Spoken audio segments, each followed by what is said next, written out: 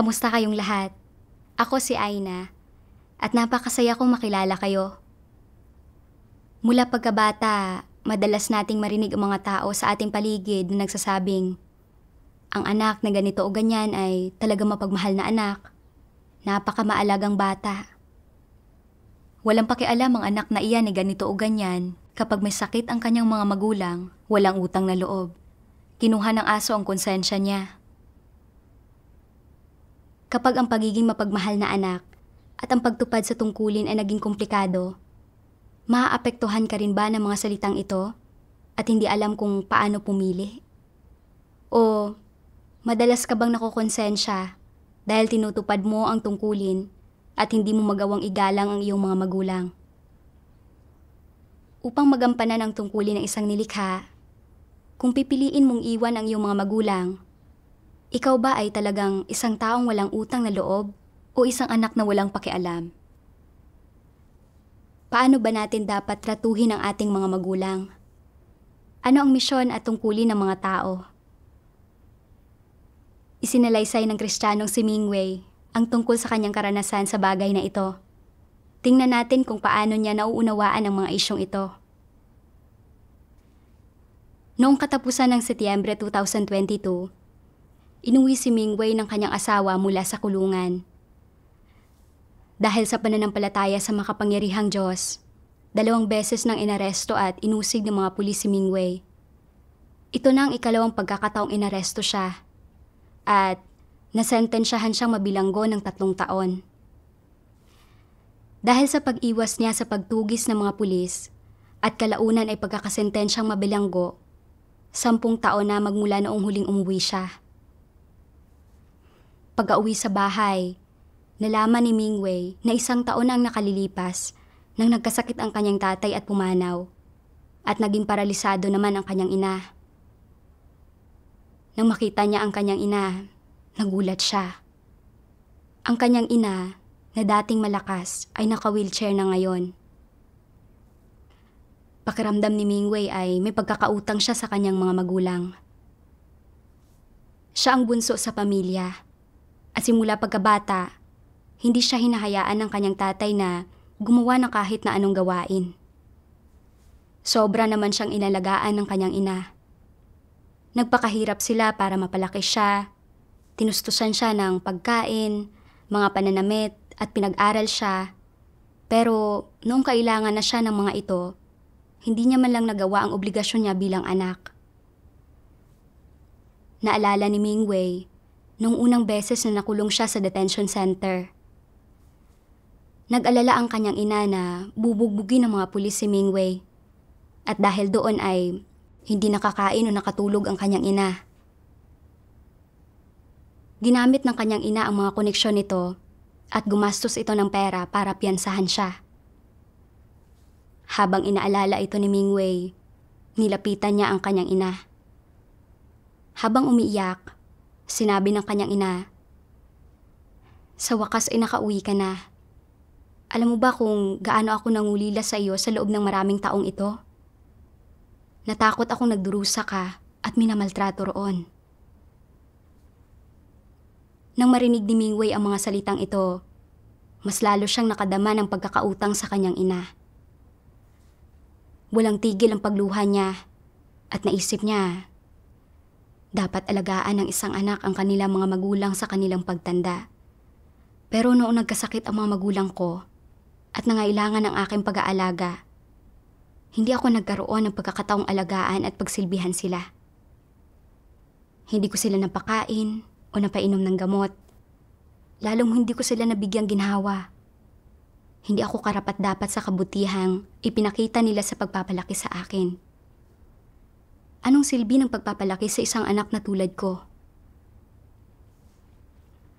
Habang mas nag-iisip si Mingwei, lalo naman niyang sinisisi ang sarili niya.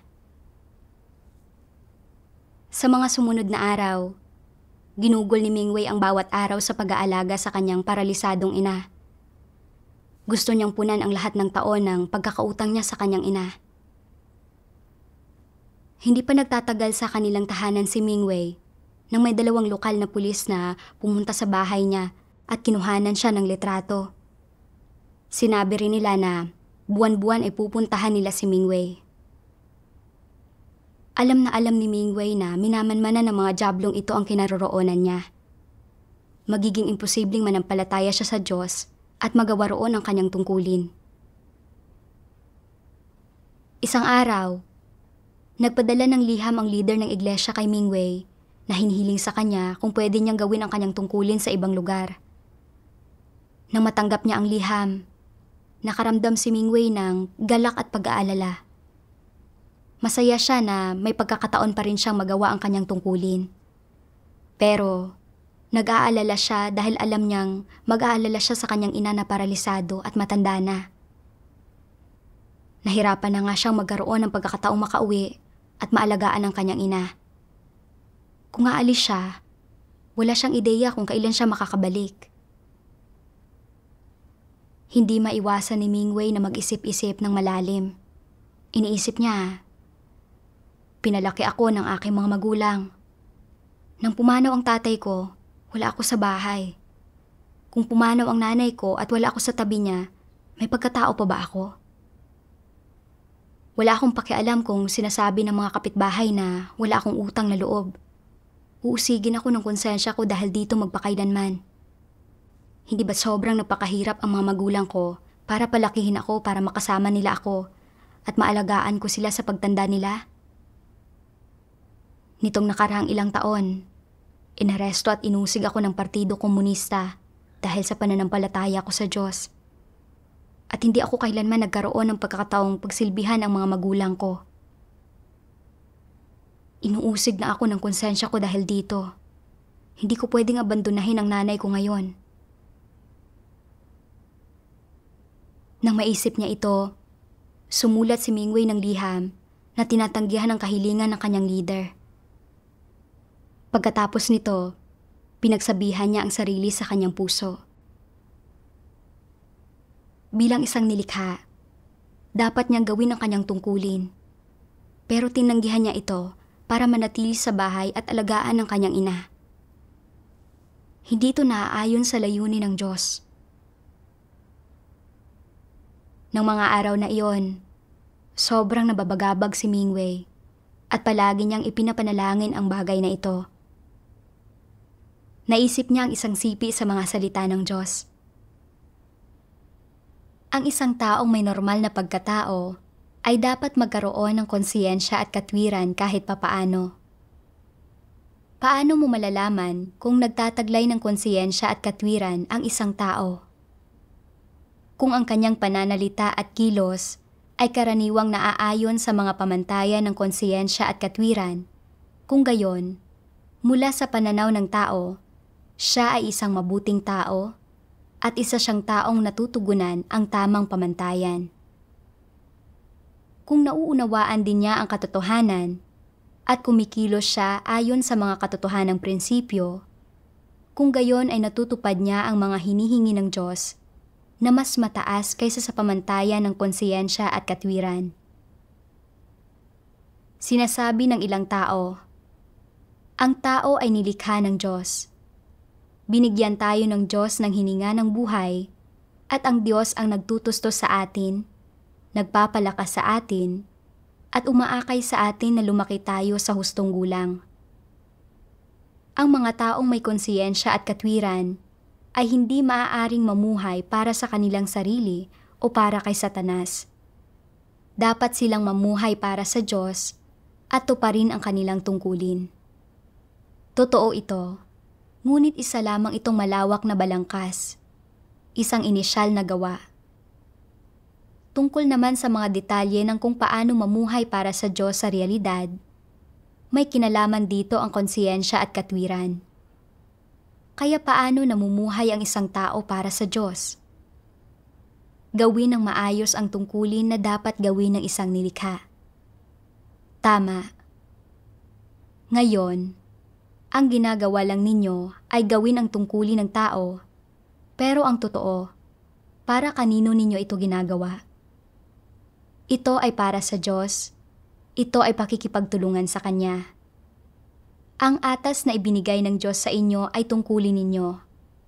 Ito ay nakatadhana, paunang itinakda at pinamumunuan niya, o sa madaling salita, ang Diyos ang nagbibigay ng gampaning ito sa iyo at nais niyang tapusin mo ito. Mula sa mga salita ng Diyos, naunawaan ni Mingwei kung ano ang ibig sabihin ng pagkakaroon ng konsensya at pagkatao. Siya ay isang nilikha, at bawat paghinga niya ay ibinigay ng Diyos sa kanya. Lahat ng mayroon siya ay itinustos ng Diyos sa kanya. Ang mabuhay siya hanggang sa araw na ito ay hindi maihihiwalay sa kataas-taasang kapangyarihan at pagtutustos ng Diyos. At sa lahat ng taong ito ng pananampalataya niya sa Diyos, natamasa niya ang pagdidilig at pagtutustos ng napakaraming salita ng Diyos. Kung talagang mayroon siyang katiting na konsensya at katwiran, dapat niyang gawin ng maayos ang kanyang tungkulin para suklian ang pagmamahal ng Diyos. Hindi niya lang dapat alalahanin ang mga pansariling usapin niya, ang pamumuhay para lang sa kanyang pamilya, para sa kanyang mga magulang o mga anak. Nangangahulugan ito ng kawalan ng konsensya. Ngayon, ang mga nakatatandang kapatid niya ang nag-aalaga sa kanyang ina, at gagawin nila iyon nasa bahay man siya o wala. Sa mga sumunod na araw, nanalangin si Mingwei sa Diyos at handa na siyang magpasakop sa pamamatnugot at pagsasaayos ng Diyos at gawin ang kanyang tungkulin. Noong Pebrero ng 2023, nakatakas si Mingwei sa pagmamanman ng mga pulis at nilisan niya ang kanilang tahanan para gawin ang tungkulin niya. Sa wakas ay nakasama niyang muli ang mga kapatid at isang hindi maipaliwanag na pananabik ang pumukaw sa puso niya. Isang araw, nabasa niya ang isang maikling artikulo tungkol sa isang babaeng nasa katanghaliang gulang na nabalitaang nagkasakit ang kanyang ina. Kaya dinalhan niya ito ng pagkain at dinalaw ito. Gustong-gusto ng babaeng ito na dalhin sa bahay niya ang kanyang ina at alagaan ito ng ilang araw. Pero hindi ito tinutulutan ng sitwasyon at ang nagawa lamang niya ay ang magsabi ng ilang mapagmahal na salita sa kanyang ina. Hindi maiwasan ni Mingwei na isipin ang kanyang sariling ina at hindi siya makapagsalita sa kakaiyak. Nang makita siya ng katuwang niyang sister, pabirong sinabi nito, "Anong problema? Naaantig ka ba sa artikulong ito?" Nang oras na iyon, hindi nagawang tumugon ni Mingwei sa sister. Para bang may pangitain siya na ang kanyang ina ay nakaupo sa wheelchair. Inaasam na makita siya at dahil dito, hindi niya namamalayang tumutulo na ang mga luha niya. Mula pagkabata, binigyanan niya ng napakaraming alalahanin ang nanay niya. Pagkatapos sumampalataya sa Diyos, dahil sa patuloy na pang-uusig ng Partido Komunista, naaresto siya at 2 beses na nakulong. Madalas na nasa kalagayan ng pagkabalisa ang nanay niya dahil sa kanya. Hindi mabilang ang mga pagkakataong nag-alala sa kanya ang kanyang ina at walang tigil na lumuluha. At siguro ay si Mingwei pa nga ang dahilan ng pagkakasakit nito. Ngayon, noong kinailangan na ng kanyang ina ang kanyang pagsisilbi, inabandona niya ito at ginawa ang kanyang tungkulin. Habang mas nag-iisip si Mingwei, mas lalo niyang nadaramang pinagkakautangan niya ang kanyang ina at napaiyak na nga siya. Napagtanto niyang namumuhay na naman siya sa kanyang pagmamahal at dali-dali siyang nanalangin sa Diyos. Diyos ko, namumuhay na naman ako sa kalagayan ng pagkabalisa tungkol sa aking ina. Pakiusap, protektahan mo ang puso ko at tulutan mong makita ko ang mga tao at bagay batay sa iyong mga salita nang walang panggugulo ni Satanas. Amen. Pagkatapos niyon, binasa ni Mingwei ang isang sipi ng mga salita ng Diyos at medyo nakalaya ang puso niya. Sabi ng makapangyarihang Diyos, "Sa pagpapalaki sa iyo, ginagampanan lamang ng iyong mga magulang ang kanilang responsibilidad at obligasyon at hindi ito dapat binabayaran at hindi ito dapat isang transaksyon. Kaya, hindi mo kailangang harapin ang iyong mga magulang o pangasiwaan ang iyong relasyon sa kanila ayon sa ideya ng pagsukli sa kanila. Kung talagang tinatrato mo ang iyong mga magulang, sinusuklian sila at pinangangasiwaan ang iyong relasyon sa kanila ayon sa ideyang ito, hindi iyon makatao.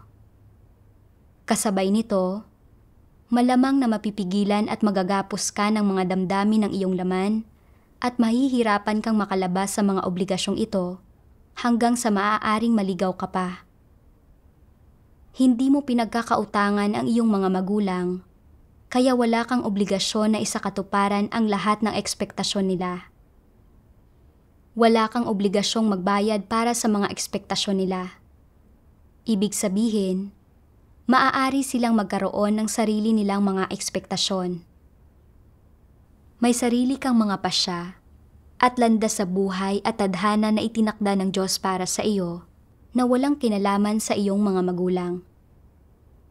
Kaya, kapag sinabi ng isa sa iyong mga magulang na hindi ka mabuting anak, hindi ka bumalik para makita ako sa loob ng napakaraming taon, at napakaraming araw na ang nakalipas mula noong huli mo akong tawagan. May sakit ako at walang nag-aalaga sa akin. Wala talagang saysay ang pagpapalaki ko sa iyo. Talagang isa kang walang malasakit na ingrata at walang utang na loob na anak. Kung hindi mo nauunawaan ang katotohanang, hindi mo pinagkakautangan ang iyong mga magulang, kapag narinig mo ang mga salitang ito, magiging kasing sakit ito ng isang kutsilyo na sumasaksak sa puso mo at mararamdaman mo ang pagkundina ng iyong konsensya. Babaon ang bawat isa sa mga salitang ito sa puso mo at mahihiya kang harapin ang iyong magulang. Pakiramdam mo ay may utang na loob ka sa kanya at lubos kang makukonsensya sa kanila.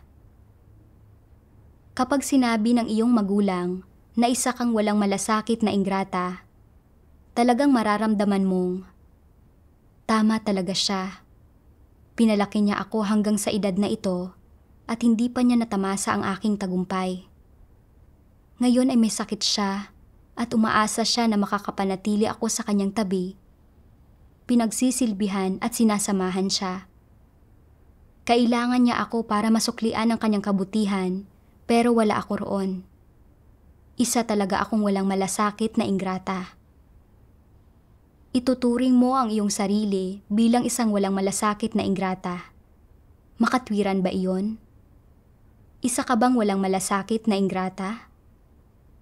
Kung hindi mo nilisan ang iyong tahanan para gampanan ang iyong tungkulin sa ibang lugar at nanatili ka sa tabi ng iyong magulang, mapipigilan mo kaya ang pagkakasakit niya? Makokontrol mo ba kung mabubuhay o mamamatay ang mga magulang mo? Makokontrol mo ba kung sila ay mayaman o mahirap? Ano man ang sakit na makukuha ng iyong mga magulang, hindi iyon dahil sa pagod na pagod sila sa pagpapalaki sa iyo o dahil sa nangulila sila sa iyo.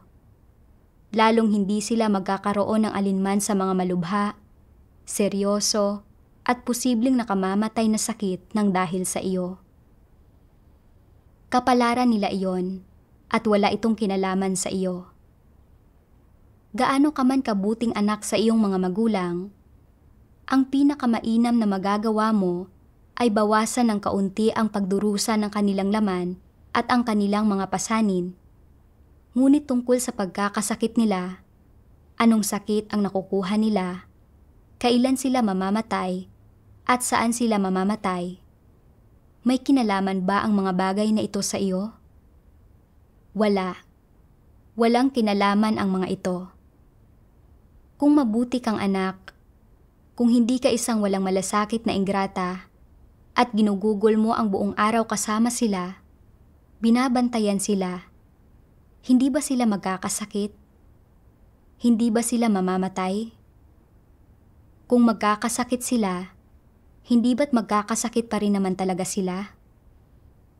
Kung mamamatay sila, hindi ba't mamamatay pa rin naman talaga sila? Hindi ba tama iyon? Hindi mahalaga kung tawagin ka ng iyong mga magulang na isang walang malasakit na ingrata. Ang mahalaga ay ginagawa mo ang tungkulin ng isang nilikha sa harap ng lumikha. Hanggat hindi ka isang walang malasakit na ingrata sa mga mata ng Diyos, sapat na iyon. Hindi mahalaga kung ano ang sasabihin ng mga tao. Ang sinasabi ng iyong mga magulang tungkol sa iyo ay hindi tiyak na totoo, at ang sinasabi nila ay hindi kapaki-pakinabang. Kailangan mong gawing iyong batayan ang mga salita ng Diyos. Kung sinasabi ng Diyos na ikaw ay isang sapat na nilikha, kung gayon, hindi mahalaga kung tinatawag ka ng mga tao na isang walang malasakit na ingrata. Wala silang anumang mapapala. Kaya lang sadyang maaapektuhan ang mga tao sa mga insultong ito dahil sa epekto ng kanilang konsensya o kapag hindi nila nauunawaan ang katotohanan at maliit ang kanilang tayog at medyo hindi magiging maganda ang lagay ng kanilang kalooban at makararamdam sila ng kaunting depresyon. Ngunit kapag bumalik sila sa harap ng Diyos, ang lahat ng ito ay malulutas at hindi na magiging problema para sa kanila. Pinasalamatan ni Mingwei ang Diyos sa puso niya. Kung hindi malinaw na nagbahagi ang Diyos tungkol sa katotohanan na hindi mo pinagkakautangan ang iyong mga magulang, palagi sana siyang maniniwala na dahil isinilang siya ng kanyang mga magulang, dahil nagpakahirap ang mga ito para pag-aralin siya at sobrang nag-alala sa kanya, na ang kabutihan na ipinakita ng mga ito sa pagpapalaki sa kanya ay mas dakila kaysa sa anumang bagay at dapat niyang suklian ang mga ito kapag lumaki na siya. Kung hindi niya ito magagawa, uusigin siya ng kanyang konsensya at tatawagin siya ng iba na walang utang na loob at hindi mabuting anak.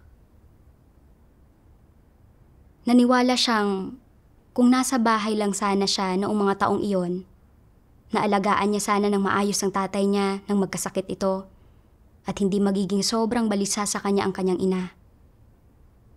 Kung ganoon, siguro ay hindi sana nagkasakit ang kanyang ina.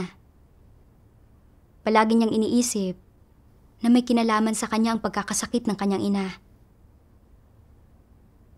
Ngayon, nabasa niya ang mga salita ng Diyos na sinasabing, makukontrol mo ba kung mabubuhay o mamamatay ang mga magulang mo? Makukontrol mo ba kung sila ay mayaman o mahirap? Ano man ang sakit na makukuha ng iyong mga magulang, hindi iyon dahil sa pagod na pagod sila sa pagpapalaki sa iyo o dahil sa nangulila sila sa iyo. Lalong hindi sila magkakaroon ng alinman sa mga malubha, seryoso, at posibleng nakamamatay na sakit ng dahil sa iyo. Kapalaran nila iyon at wala itong kinalaman sa iyo. Napagtanto ni Mingwei na ang kapalaran ng lahat ng tao ay nasa mga kamay ng Diyos. Sa buhay na ito, kapag nagkasakit ang isang tao o kapag namatay ito, ay mga bagay na matagal lang inorde ng Diyos. Kahit na palagi pa siyang nasa tabi ng kanyang mga magulang sa mga panahong iyon, hindi nito mababago ang kapalaran nila. Naisip ni Mingwei kung paanong taon-taon ay maraming matatanda na dahil sa mataas na presyon ng dugo ay napuputukan ng ugat sa utak at inaatake sa puso, namamatay dahil sa mga biglaang pagkakasakit o naghihirap dahil sa hemiplegia dulot ng mga epekto ng sakit. Ang ilan sa mga taong ito ay may mga anak na inilaan ang kanilang sarili para sa pag-aalaga ng kanilang mga magulang. Pero gaano man kagaling ang pag-aalaga nila, hindi nila mapipigilan ang pagkakasakit at pagkamatay ng mga magulang nila. Ang magagawa lamang nila ay ang dalhin kaagad ang kanilang mga magulang sa ospital para sa pagpapagamot. Pero wala sa kanila ang kapangyarihan kung mapapagaling ba ng mga doktor ang kanilang mga magulang. Nang mabatid niya ito, naunawaan ni Mingwei ng malinaw na ang pagkakasakit ng ganito ng kanyang ina ay hindi dahil sa nangungulila ang kanyang ina sa kanya, o dahil sa sobrang pagod sa pagpapalaki sa kanya. Iyon ang kapalaran ng kanyang ina. Mas gumaan ang pakiramdam ni Mingwei.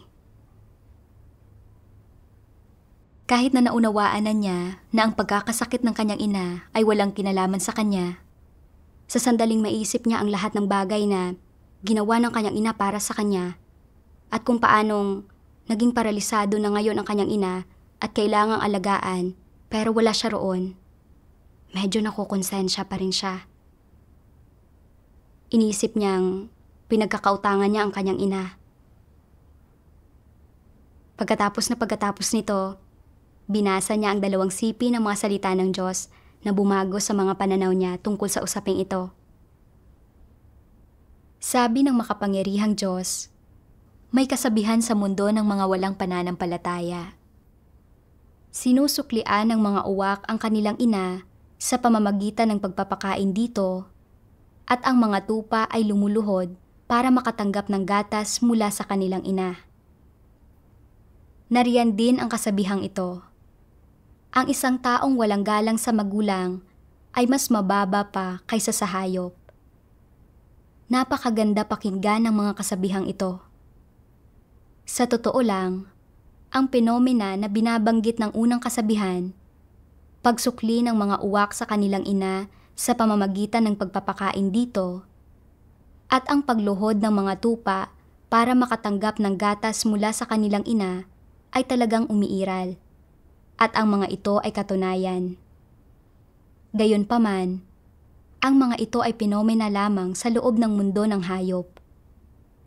Ang mga ito ay isang uri lang ng batas na itinatag ng Diyos para sa iba't ibang buhay na nilalang na sinusunod ng lahat ng uri ng buhay na nilalang, kabilang na ang mga tao.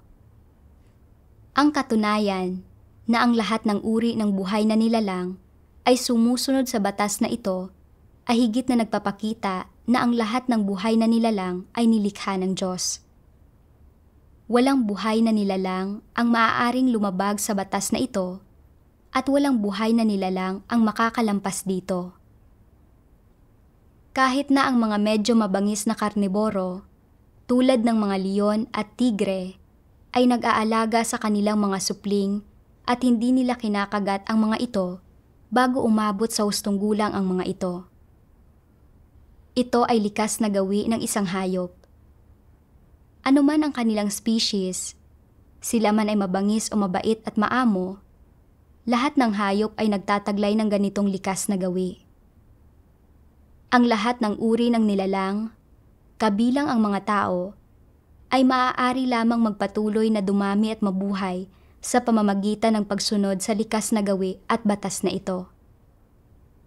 Kung hindi sila sumusunod sa batas na ito, o wala silang ganitong batas at likas na gawi, hindi sila makapagpaparami at mabubuhay.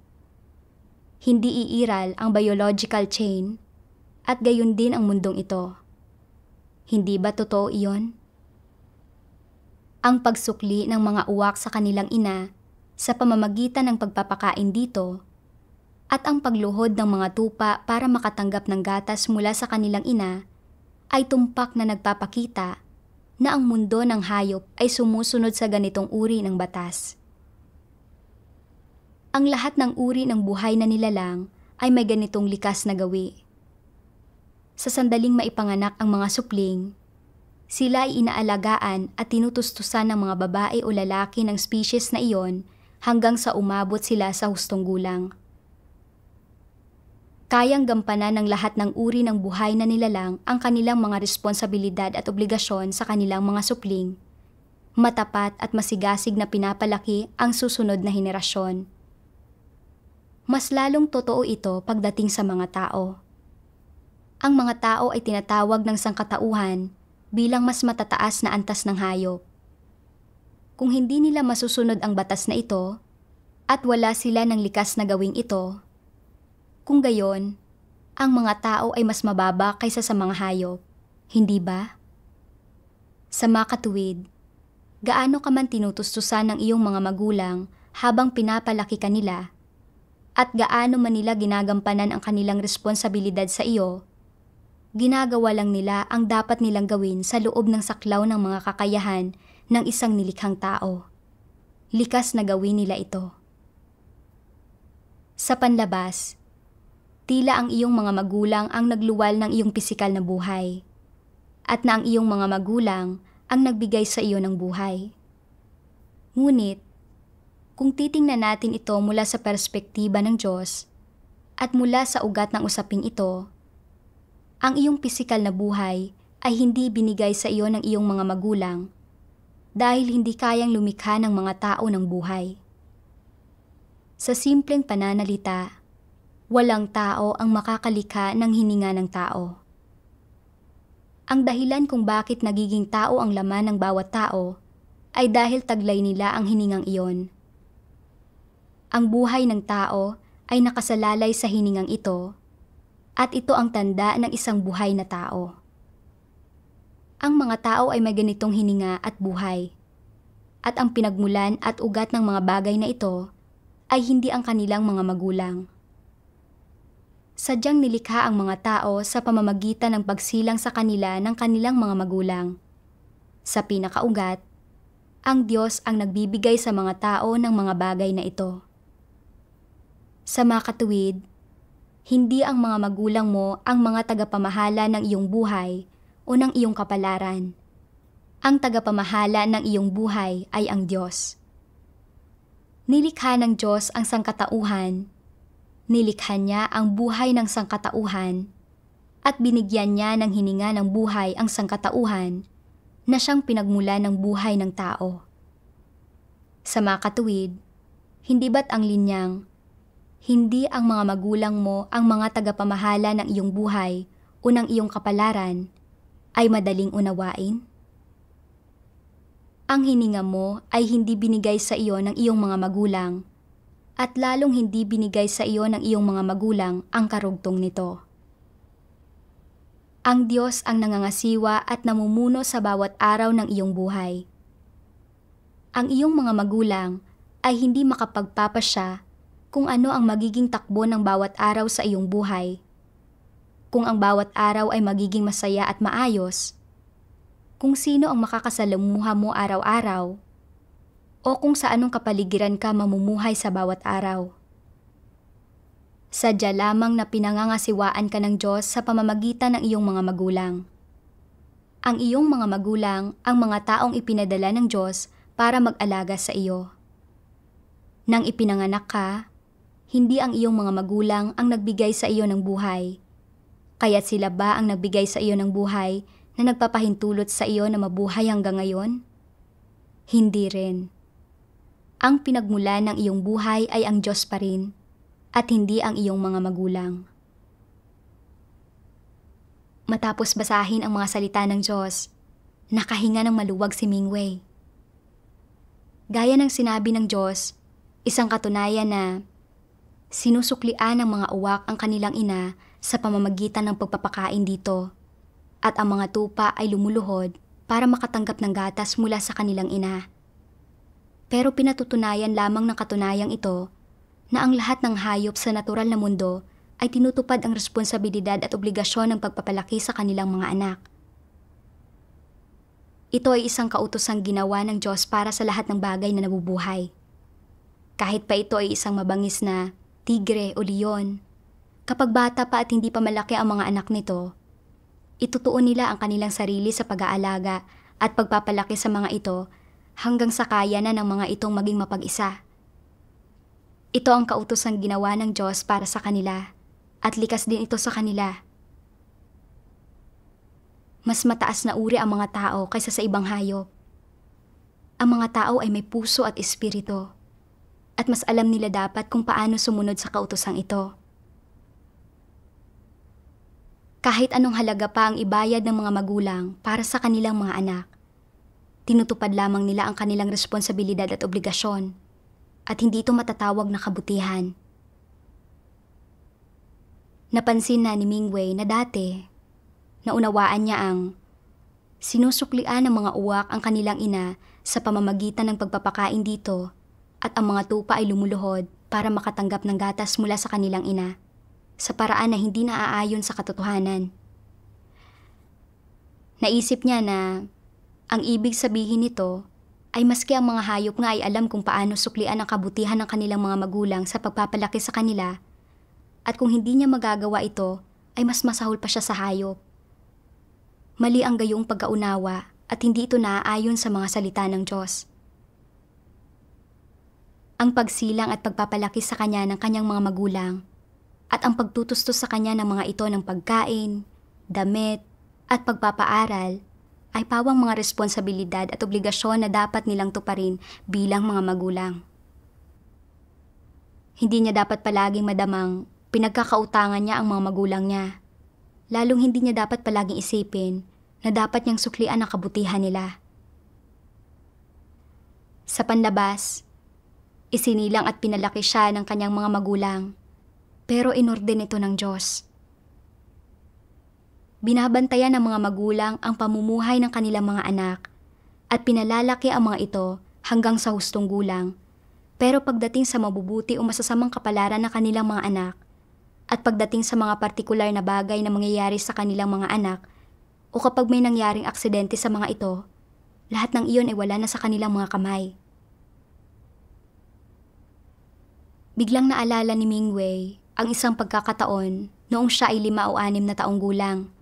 Noong maglaro siya sa tabi ng ilog kasama ang ate niya na mas matanda ng 2 taon at aksidenteng nahulog siya sa isang malalim na hukay.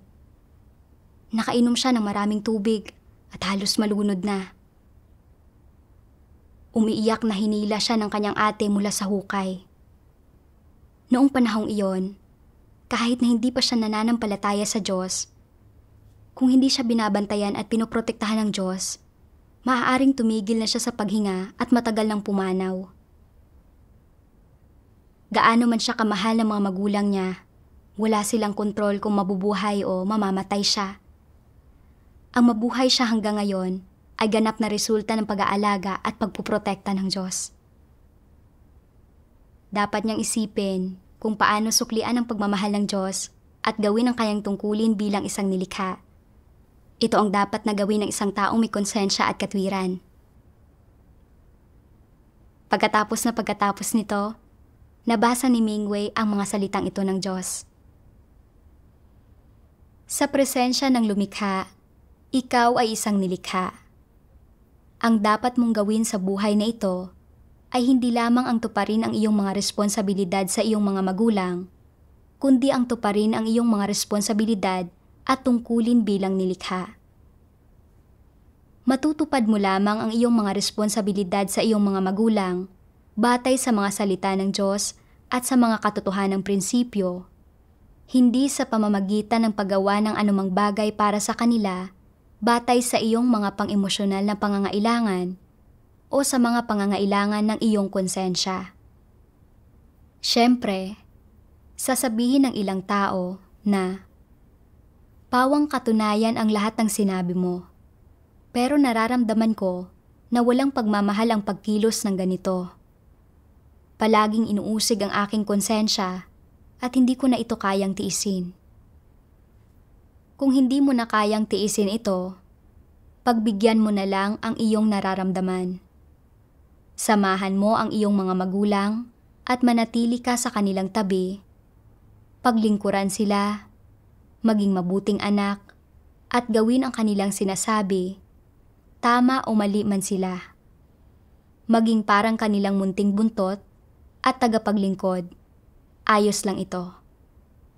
Sa ganitong paraan, walang mamumuna sa iyo kapag nakatalikod ka at pag-uusapan maging ng iyong mga kamag-anak kung gaano ka kabuting anak. Gayunpaman, sa huli, ang tanging magdurusa ng kawalan ay ikaw. Napangalagaan mo ang iyong reputasyon bilang isang mabuting anak. Natugunan mo ang iyong mga emosyonal na pangangailangan. Hindi kailanman naakusahan ang iyong konsensya at nasuklian mo ang kabutihan ng iyong mga magulang. Ngunit may isang bagay kang napabayaan at naiwala. Hindi mo tinrato at hinarap ang lahat ng bagay na ito ayon sa mga salita ng Diyos at nawalan ka ng pagkakataon na gampanan ang iyong tungkulin bilang isang nilikha. Ano ang ibig sabihin nito? Ibig sabihin nito ay naging mabuting anak ka sa iyong mga magulang, ngunit ipinagkanulo mo ang Diyos. Nagpakita ka ng pagiging mabuting anak at tinugunan mo ang mga emosyonal na pangangailangan ng laman ng iyong mga magulang. Subalit naghimagsik ka laban sa Diyos. Mas pipiliin mong maging isang mabuting anak kaysa gampanan ang iyong mga tungkulin bilang isang nilikha. Ito ang pinakamalaking kawalan ng respeto sa Diyos. Hindi sasabihin ng Diyos na isa kang taong nagpapasakop sa Kanya o na nagtataglay ka ng pagkatao dahil lang sa mabuti kang anak. Hindi mo binigo ang iyong mga magulang, may konsensya ka, at tinutupad mo ang iyong mga responsibilidad bilang anak. Kung tinutupad mo lang ang mga pangangailangan ng iyong konsensya at ang mga emosyonal na pangangailangan ng iyong laman, ngunit hindi tinatanggap ang mga salita ng Diyos o ang katotohanan bilang batayan at mga prinsipyo sa pagtrato o pangangasiwa ng bagay na ito, kung gayon, ipinapakita mo ang pinakamalaking paghihimagsik laban sa Diyos. Kung gusto mong maging isang kwalipikadong nilikha, dapat mo munang tingnan at gawin ang lahat ng bagay ayon sa mga salita ng Diyos. Ito ang tinatawag na pagiging kwalipikado, pagkakaroon ng pagkatao, at pagkakaroon ng konsensya. Sa kabaligtaran, kung hindi mo tatanggapin ang mga salita ng Diyos bilang mga prinsipyo at batayan sa pagtrato o pangangasiwa sa bagay na ito, at kung hindi mo rin tinatanggap ang misyon ng Diyos para sa iyo na lumabas at gampanan ang iyong mga tungkulin, o mas gugustuhin mo pang ipagpaliban o isuko ang pagkakataon na gampanan ang iyong mga tungkulin para makapanatili ka sa tabi ng iyong mga magulang, samahan sila, bigyan sila ng kaligayahan, hayaan silang matamasa ang kanilang mga huling taon sa buhay, at suklian ang kanilang kabutihan, sasabihin ng Diyos na ikaw ay walang pagkatao o konsensya. Hindi ka isang nilikha, at hindi ka niya makikilala. Naalala ni Mingwei ang unang pagkakataon na pinadalan siya ng leader ng iglesia ng liham na hinihiling sa kanyang lisanin ng bahay niya para gawin ang tungkulin niya. Ang una niyang naisip ay may malaking pagkakautang siya sa mga magulang niya sa mga nakalipas na taon.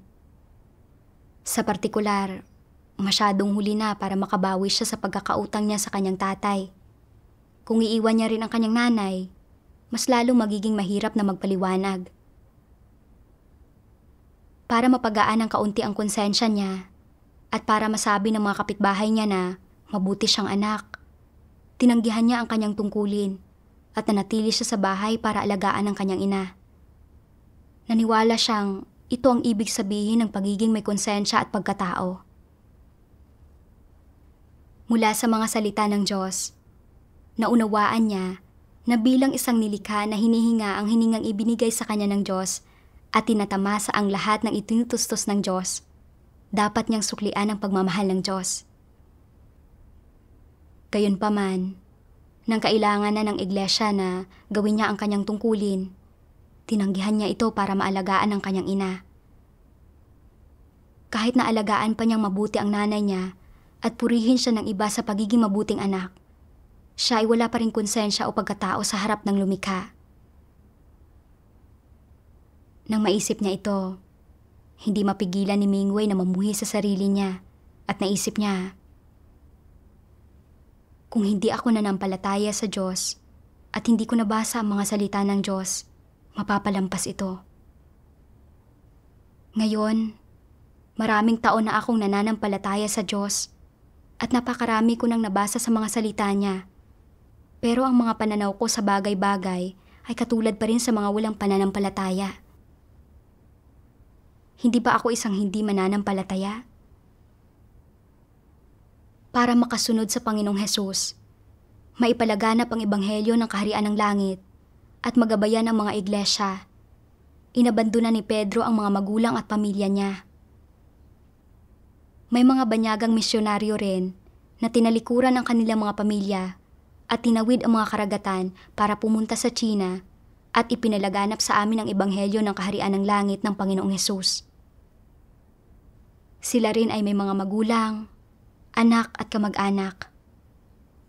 Gayunman, ang inisip nila ay hindi ang kanilang mga pamilya, hindi ang kanilang mga magulang at anak, kundi kung paano isaalang-alang ang layunin ng Diyos at kung paano dadalhin sa harap ng Diyos ang mga tao na namumuhay sa kasalanan at lubusang napinsala ni Satanas para tanggapin ng mga ito ang pagliligtas ng Diyos. Ito ang mga taong may konsensya at pagkatao. Ngayon, dumating na ang mga huling araw at malapit nang magtapos ang gawain ng Diyos. Ang coronavirus, pagbaha, digmaan, at lahat ng uri ng sakuna ay dumating na sa atin. Maraming tao pa rin ang hindi pa naririnig ang ebanghelyo ng gawain ng Diyos sa mga huling araw. Nanganganib ang mga taong ito na mawala anumang oras sa mga sakuna. Ngayong may pagkakataon na akong gawin ang aking tungkulin at ipalaganap ang ebanghelyo ng kaharian, hindi ba't ito ang pinakamakatarungan at makahulugang bagay? Ito ang uri ng bagay na dapat gawin ng isang taong may pagkatao. Ano naman kung mataas ang pagpapahalaga sa akin ng iba? Bilang isang nilikha, ang pagtupad lamang sa aking tungkulin at pagtanggap sa pagsang-ayon ng lumikha ang pinakamahalaga. May nabasa pang si Ming Wei sa mga salita ng Diyos at naggamit siya ng higit na kaalaman tungkol sa problema niya. Sabi ng makapangyarihang Diyos, dahil sa pangungundisyon ng tradisyonal na kultura ng mga Tsino, sa tradisyonal na kuro-kuro ng mga Tsino, ay naniniwala sila na kailangan nilang igalang ang kanilang mga magulang. Ang sino mang hindi gumagalang sa kanyang magulang ay isang walang galang na anak. Naitanim na ang mga ideyang ito sa mga tao mula pagkabata at itinuturo ang mga ito sa halos bawat sambahayan, pati na rin sa bawat paaralan at sa lipunan sa pangkalahatan.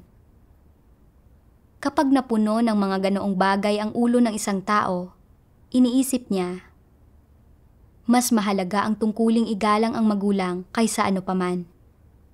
Kung hindi ko ito tutuparin, hindi ako magiging mabuting tao. Magiging isa akong walang galang na anak at itatakwil ako ng lipunan. Ako ay magiging isang taong walang konsiyensya. Tama ba ang pananaw na ito? Nakita na ng mga tao ang napakaraming katotohanang ipinahayag ng Diyos. Hiningi ba ng Diyos na magpakita ang tao ng paggalang sa kanyang mga magulang? Isa ba ito sa mga katotohanan na dapat maunawaan ng mga sumasampalataya sa Diyos? Hindi. Nagbahagi lamang ang Diyos sa ilang mga prinsipyo. Anong prinsipyo ang dapat pagbatayan ng pagtrato ng mga tao sa iba ayon sa hinihingi ng mga salita ng Diyos? Mahalin kung ano ang minamahal ng Diyos at kamuhian kung ano ang kinamumuhian ng Diyos. Ito ang prinsipyong dapat sundin. Mahal ng Diyos ang mga naghahanap ng katotohanan at nakasusunod sa kanyang kalooban. Ito rin ang mga taong dapat nating mahalin. Ang mga hindi nakasusunod sa kalooban ng Diyos, mga napupuot at naghihimagsik sa Diyos, ito ang mga taong kinasusuklaman ng Diyos at dapat din natin silang kasuklaman. Ito ang hinihingi ng Diyos sa tao. Ginagamit ni Satanas ang ganitong uri ng tradisyonal na kultura at mga haka-haka ng moralidad upang igapos ang mga kaisipan mo, ang isip mo, at ang puso mo na iniiwan kang walang kakayahan na matanggap ang mga salita ng Diyos. Ikaw ay inari na ng mga bagay na ito ni Satanas at ginawa kang walang kakayahan na tanggapin ang mga salita ng Diyos. Kapag nais mong isagawa ang mga salita ng Diyos, ginugulo ng mga bagay na ito ang kalooban mo na nagdudulot na salungatin mo ang katotohanan at ang mga hinihingi ng Diyos at ginagawa kang walang lakas na iwaksi ang impluwensya ng tradisyonal na kultura. Pagkatapos mong magsikap ng ilang panahon, nagkukompromiso ka. Pinipili mong paniwalaan na ang mga tradisyonal na haka-haka ng moralidad ay tama at naaayon sa katotohanan. Kaya tinatanggihan o tinatalikuran mo ang mga salita ng Diyos. Hindi mo tinatanggap ang mga salita ng Diyos bilang katotohanan at binabaliwala mo ang mailigtas. Dahil pakiramdam mo ay nabubuhay ka pa rin sa mundong ito at makakaligtas ka lang sa pamamagitan ng pagsandig sa mga taong ito. Dahil hindi mo kayang tiisin ang ganting paratang ng lipunan, mas nanaisin mong piliin na isuko ang katotohanan at ang mga salita ng Diyos. Hinahayaan ang sarili mo sa mga tradisyonal na haka-haka ng moralidad at sa impluwensya ni Satanas, pinipiling magkasala sa Diyos at hindi isagawa ang katotohanan. Hindi ba't ang tao ay kahabag-habag? Hindi ba nila kailangan ang pagliligtas ng Diyos? May mga taong maraming taon nang nananalig sa Diyos, ngunit wala pa rin kabatiran sa usapin ng paggalang sa magulang. Talagang hindi nila nauunawaan ang katotohanan. Hindi nila kailanman malalagpasan ang balakid na ito ng mga makamundong relasyon. Wala silang tapang, ni tiwala sa sarili, lalo nang wala silang determinasyon, kaya hindi nila kayang mahalin at sundin ang Diyos. Sa isang iglap, ginawang maliwanag ng mga salita ng Diyos ang puso ni Mingwei. Napagtanto niya na ang pagtanggi niyang bitiwan ng kanyang ina ay mula sa indoktrinasyon at impluwensya ng tradisyonal na kultura na itinanim ni Satanas sa kanya. Namuhay siya sa mga satanikong lason. Ang paggalang sa magulang ay isang katangiang dapat taglayin ng higit sa lahat. Pinalaki ka ng mga magulang mo para maalagaan mo sila sa pagtanda nila. At huwag maglakbay ng malayo habang nabubuhay pa ang iyong mga magulang. Mula pagkabata, madalas niyang naririnig ang mga sinasabi ng mga tao tulad ng, "Ang anak ni ganito't ganyan ay talagang mabuting anak." Alam niya kung paano maging mabuting anak sa mga magulang niya at suklian ang kabutihan nila. Talagang may konsensya siya. Samantala, ang anak naman ni ganito't ganyan ay walang silbi. Nagkasakit na nga ang mga magulang niya pero hindi man lang siya nagmalasakit sa kanila. Walang utang na loob na anak. Ibinasura na niya ang konsensya niya. Naitanim sa kaibuturan ng puso ni Mingwei ang mga salitang ito. Inuna niya ang pagiging mabuting anak sa mga magulang niya at inisip niyang dahil may sakit ang nanay niya, bilang anak ay dapat niyang samahan ito para pagsilbihan ito. Kung wala siya sa tabi ng kanyang ina, siya ay hindi isang mabuting anak. Natakot siyang matawag ng mga kapitbahay na walang utang na loob na anak na walang pagkatao, kaya tinanggihan niya ang kanyang tungkulin. Kalaunan, kahit na nagsimula na siyang gawing muli ang tungkulin niya, nararamdaman pa rin niya ang pagkakautang niya sa kanyang ina. Napagtanto niyang mahigpit siyang nagagapos ng mga satanikong lason na ito. Sa sandaling ito, naisip ni Mingwei kung paanong ang kanyang ina ay hindi mananampalataya. Noong isang taon, dahil hindi makayanan ng nanay niya ang pagpapahirap ng karamdaman nito, sumamba ito sa masasamang espiritu. Bukod sa hindi magawang mahalin ni Mingwei ang minamahal ng Diyos at kamuhian ang kinamumuhian ng Diyos, hinayaan niya ring maapektuhan ang pag-aalala niya para sa kanyang ina ang kanyang tungkulin. Hindi ba't ito ay kawalan ng kakayahan na matukoy ang mabuti sa masama at makilatis ang tama sa mali? Kinamuhian ni Mingwei ang sarili niya dahil sa pagiging bulag at ignorante niya. Napabuntong hininga siya.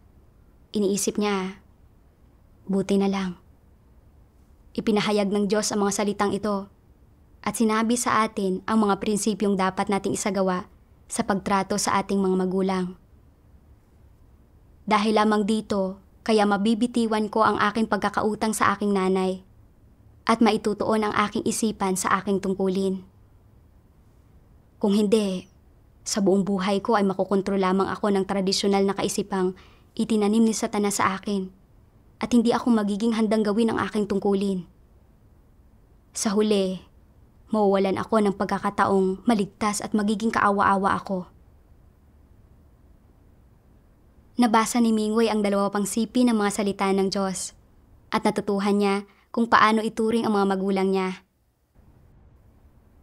Sabi ng makapangyarihang Diyos, una sa lahat, pinipili ng karamihan sa mga tao na umalis ng bahay para gampanan ang kanilang mga tungkulin dahil parte ito ng pangkalahatang mga objetibong sitwasyon kung saan kakailanganin nilang iwan ang kanilang mga magulang.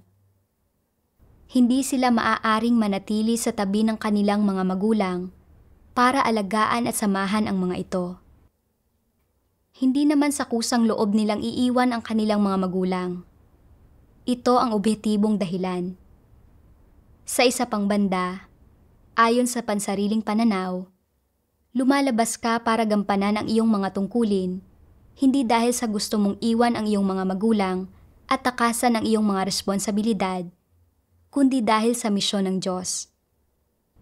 Upang makipagtulungan sa gawain ng Diyos, tanggapin mo ang kanyang misyon at gampanan ang mga tungkulin ng isang nilikha, wala kang magagawa kundi ang iwan ang iyong mga magulang. Hindi ka maaaring manatili sa kanilang tabi para samahan at alagaan sila. Hindi mo sila iniwan para makaiwas sa mga responsibilidad, hindi ba? Ang pag-iwan sa kanila para makaiwas sa iyong mga responsibilidad at ang pangangailangang iwan sila para tugunan ang misyon ng Diyos at gampanan ang iyong mga tungkulin, hindi ba't magkaiba ang kalikasan ng mga ito? Sa puso mo, mayroon kang ang emosyonal na koneksyon at mga saloobin para sa iyong mga magulang. Hindi walang kabuluhan ang iyong mga damdamin. Kung pahihintulutan ng mga objetibong sitwasyon, at nagagawa mong manatili sa kanilang tabi habang ginagampanan din ang iyong mga tungkulin. Kung gayon, kusang loob kang mananatili sa kanilang tabi, palagi silang aalagaan at tutuparin ang iyong mga responsibilidad. Subalit dahil sa mga objetibong sitwasyon, dapat mo silang iwan. Hindi ka maaaring manatili sa tabi nila. Hindi naman sa ayaw mong tuparin ang iyong mga responsibilidad bilang kanilang anak, kundi dahil hindi mo lang ito magawa. Hindi ba't iba ang kalikasan nito? Kung iniwan mo ang tahanan para iwasan ang pagiging mabuting anak at pagtupad sa iyong mga responsibilidad, iyon ay pagiging masamang anak at kawalan ng pagkatao. Pinalaki ka ng iyong mga magulang, pero hindi ka makapaghintay na ibuka ang iyong mga pakpak at agad na umalis ng mag-isa. Ayaw mong makita ang iyong mga magulang at wala kang pakialam kapag nabalitaan mo ang pagdanas nila ng kaunting hirap. Kahit na may kakayahan kang tumulong, hindi mo ginagawa. Nagpapanggap ka lang na walang narinig at hinahayaan ang iba na sabihin ang kung ano-anong gusto nila tungkol sa iyo. Sadyang ayaw mo lang tuparin ang iyong mga responsibilidad. Ito ay pagiging hindi mabuting anak. Ngunit ganito pa ba ang nangyayari ngayon? Maraming tao ang umalis na sa kanilang bayan, lungsod, probinsya, o maging sa kanilang bansa para magampanan ang kanilang mga tungkulin. Malayo na sila sa kanilang lugar na kinalakhan. Dagdag pa rito, hindi madali para sa kanila na makipag-ugnayan sa kanilang pamilya sa iba't ibang kadahilanan. Paminsan-minsan, tinatanong nila ang tungkol sa kasalukuyang sitwasyon ng kanilang mga magulang mula sa mga taong galing sa parehong lugar na kinalakhan nila at nakakahinga sila ng maluwag kapag nababalitaan nilang malusog pa rin ang kanilang mga magulang at maayos pa rin na nakakaraos. Sa katunayan, hindi ka masamang anak. Hindi ka pa umabot sa punto ng kawalan ng pagkatao kung saan ni ayaw mo nang alalahanin ang iyong mga magulang o tuparin ang iyong mga responsibilidad sa kanila. Dahil sa iba't ibang objetibong dahilan, kaya mo kinakailangang gawin ang ganitong pasya, kaya hindi ka masamang anak. Ito ang 2 dahilan. Dagdag pa rito, ang pinakamahalaga ay na pagkatapos ng mga taon ng pananampalataya sa Diyos at pakikinig sa napakaraming katotohanan, kahit papaano, ang mga tao ay may ganitong kaunting pagkaunawa at pagkaintindi. Ang kapalaran ng tao ay itinatakda ng langit. Ang tao ay namumuhay sa mga kamay ng Diyos at ang pagkakaroon ng pangangalaga at proteksyon ng Diyos ay mas mahalaga kaysa sa mga alalahanin, pagiging mabuting anak, o ang samahan ka ng iyong mga anak. Hindi ba't magaan sa pakiramdam na nasa pangangalaga at proteksyon ng Diyos ang iyong mga magulang? Hindi mo na kailangang mag-alala para sa kanila. Kung mag-aalala ka, ibig sabihin ay wala kang tiwala sa Diyos. Masyadong maliit ang iyong pananalig sa Kanya. Kung tunay kang nag-aalala at nagmamalasakit para sa iyong mga magulang, dapat kang madalas na magdasal sa Diyos, ipagkatiwala sila sa mga kamay ng Diyos, at hayaang patnugutan at isaayos ng Diyos ang lahat ng bagay. Bilang anak, dapat mong maunawaan na hindi mo pinagkakautangan ang iyong mga magulang. Maraming bagay ang dapat mong gawin sa buhay na ito, at lahat ito ay mga bagay na dapat gawin ng isang nilikha na ipinagkatiwala sa iyo ng Panginoon ng paglikha, at walang kinalaman ang mga ito sa pagsukli mo sa kabutihan ng iyong mga magulang. Ang pagpapakita ng pagkamabuting anak sa iyong mga magulang, pagsukli sa kanila, pagpapakita sa kanila ng kabutihan, ang mga bagay na ito ay walang kinalaman sa iyong misyon sa buhay. Masasabi rin na hindi mo kinakailangang magpakita ng pagkamabuting anak sa iyong mga magulang, nasuklian sila, o tuparin ang alinman sa iyong mga responsibilidad sa kanila. Sa madaling salita, maaari mong gawin ito ng kaunti at gampanan ng kaunti ang iyong mga responsibilidad kapag pinahihintulutan ng iyong sitwasyon. Kapag hindi mo kailangang piliting gawin ito. Kung hindi mo magagampanan ang iyong mga responsibilidad na magpakita ng pagkamabuting anak sa iyong mga magulang, hindi ito isang masamang bagay. Sumasalungat lang ito ng kaunti sa iyong konsensya, moralidad ng tao, at mga kuro-kuro ng tao. Ngunit kahit papaano, hindi ito sumasalungat sa katotohanan at hindi ka kukundinahin ng Diyos dahil dito. Kapag nauunawaan mo ang katotohanan, hindi uusigin ang iyong konsensya sa bagay na ito. Mula sa mga salita ng Diyos, napagtanto ni Mingwei na kaya hindi siya makauwi para maalagaan ang mga magulang niya sa loob ng ilang taong ito, ay pangunahing dahil sa panguusig at pang-aaresto ng Partido Komunista. Napilitan siyang mawala ng pagkakataong manatili sa bahay para alagaan ang kanyang mga magulang. Hindi ito dahil sinadya ng iwasan ang responsibilidad niyang suportahan ang kanyang mga magulang. Ngayon, may criminal record na siya at pupuntahan siya ng mga pulis sa bahay anumang oras para ligaligin siya at manmanan ang kinaroroonan niya. Talagang imposibleng makasampalataya siya sa Diyos at magawa ang tungkulin niya sa bahay. Kaya wala siyang magagawa kundi ang lisanin ang bahay nila. Bilang isang nilikha, ang paggawa sa tungkulin ng isang nilikha ay mas mahalaga kaysa sa pagiging isang mabuting anak sa kanyang mga magulang. Ito ang pinakamakatarungang bagay na gagawin niya sa kanyang buhay. Bukod pa sa ito ay kanyang misyon. Mula sa mga salita ng Diyos, natuklasan ni Mingwei ang isang landas sa pagsasagawa. Kung pinahihintulutan ng sitwasyon at kung may pagkakataon siyang makauwi at maalagaan ang kanyang ina, maaari niyang tuparin kung gayon ang responsibilidad at obligasyon niya bilang anak at alagaan ang kanyang ina. Kung hindi angkop ang sitwasyon, hindi niya kailangan sisihin ang sarili niya. Walang anumang pagkakautang ang mga anak at magulang sa isa't isa. Nang mabatid ito ni Mingwei, gumaan ang pakiramdam niya. Sa puso niya ay pinasalamatan niya ang Diyos. Ang mga salita ng Diyos ang tumulong sa kanya na makita ng malinaw kung paano pininsala ng tradisyonal na kultura ang mga tao at na maunawaan na bilang isang nilikha, Ang mabuhay lamang na ginagawa ang tungkulin mo ang makabuluhan at ginagawa nito ang isang tao na talagang magkaroon ng konsensya at pagkatao. Sa mga sumunod na araw, ibinigay na ni Mingwei ang buong puso niya sa kanyang tungkulin. Matapos makinig sa karanasan ni Mingwei, naisip ko ang sarili ko na nasa ganitong sitwasyon. Madalas akong nakonsensya dahil hindi ko kayang alagaan ang aking mga magulang.